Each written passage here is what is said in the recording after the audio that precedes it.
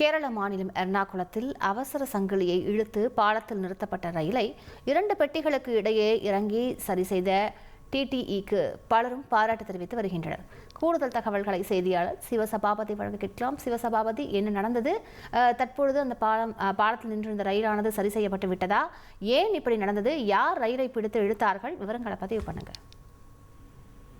கேரள மாநிலம் எர்ணாகுளத்திலிருந்து புறப்பட்ட எரநாடு எக்ஸ்பிரஸ் பாத்தீங்கன்னா ஆலுவா ரயில் நிறுத்தத்துல நின்றுட்டு அந்த ட்ரெயின் திரும்பவும் புறப்பட்ட போது ரயில் பெட்டியில் இருந்த ஏதோ ஒரு நபர் என்ன செஞ்சிருக்காங்கன்னா அவசர சங்கிலியை பிடிச்சு இழுத்ததுனால புறப்பட்ட ரயில் பாத்தீங்கன்னா அந்த ஆலுவா ரயில் நிறுத்தத்தை கடந்து ஆலுவா பெரியாறு ஆற்று பாலத்துல இந்த ரயில் நின்றுச்சு. இது பாத்தீங்கன்னா ஒரு ஒற்றை பாலமாகும். இதன் வழியா ஒரு ரயில் போக முடியும், ஒரு ரயில் வர முடியும். அது மாதிரி ஒற்றை பாலமாகும். இந்த ஒற்றை பாலத்துல நின்றதுனால பாத்தீங்கன்னா ட்ரெயின் இயங்கவில்லை.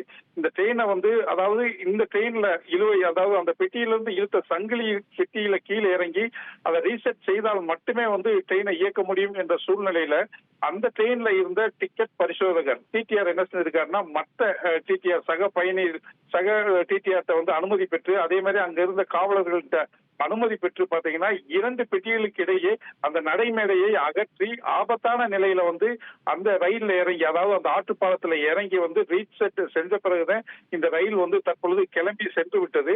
இந்த ரயில்ல பாத்தீங்கன்னா இருந்த அந்த நபர் யாரு அப்படிங்கறத அங்க இருக்கிற காவலர்கள் மற்றும் டிடிஆர் இவங்க விசாரணை செஞ்சுட்டு வந்துகிட்டு இருக்காங்க.